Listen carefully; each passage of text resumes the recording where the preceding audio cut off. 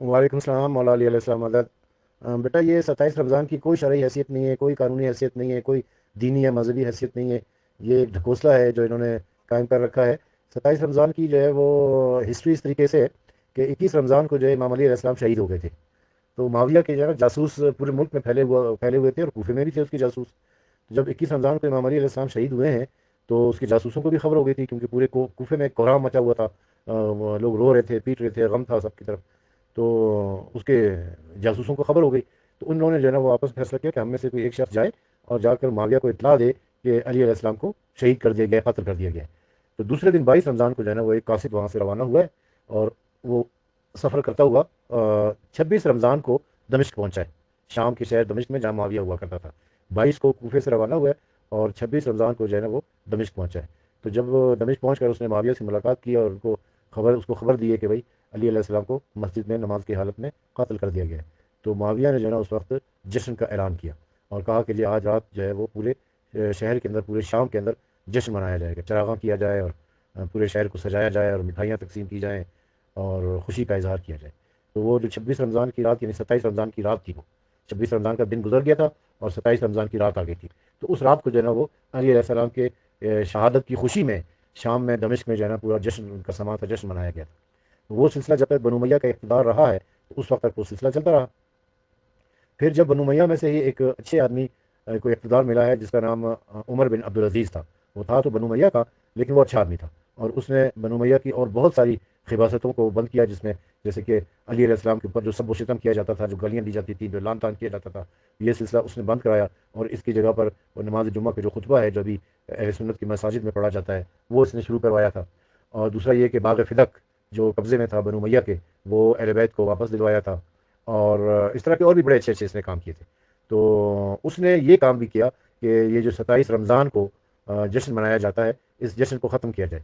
لیکن وہ لوگوں کی ایک فطرت ہوتی ہے، لوگ جو ہے نا وہ جشن منانے کی طرف زیادہ راغب ہوتے ہیں۔ وہ ہوتا تھا کہ مطلب مٹھائیاں تقسیم ہونی ہے، اور چراغاں ہونا ہے، اور جشن کا سما ہے، عید کا سما ہوتا تھا وہ۔ اور یہ 70 سال سے یہ سلسلہ چل رہا تھا، تو لوگوں کے اندر یہ پک گیا تھا، راسخ ہو گیا تھا، اور وہ بس اسی کو جشن کے طور پہ اس رات کو منایا کرتے تھے۔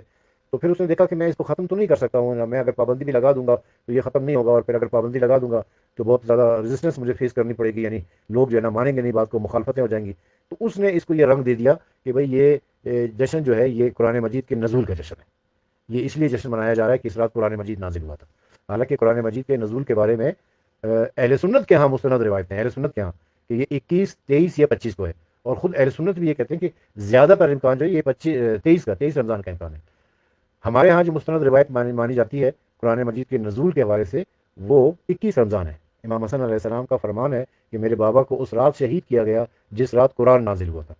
تو امام حسن کے بابا یعنی علی علیہ السلام کی شہادت کی رات تو 21 رمضان ہے، تو 21 رمضان کو قرآن مجید نازل ہوا ہے۔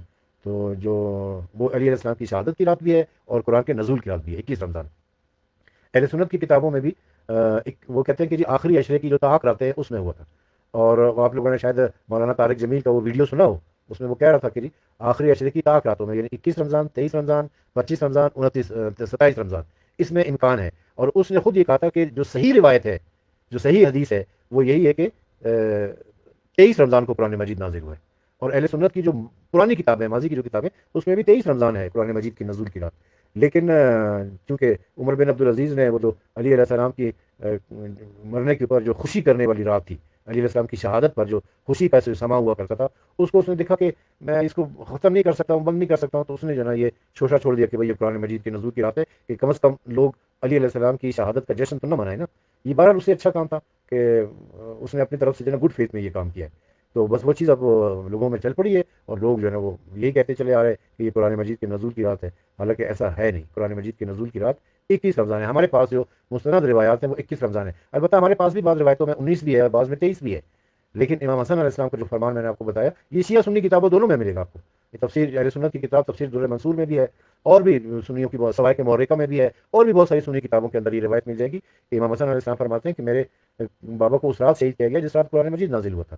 تو 27 رمضان کی نہ کوئی قانونی حیثیت ہے، نہ کوئی شرعی حیثیت ہے، نہ کوئی مذہبی حیثیت ہے، کچھ بھی نہیں ہے، یہ بس ایک ڈھکوسلا ہے جو چلا چلا آ رہا ہے بس۔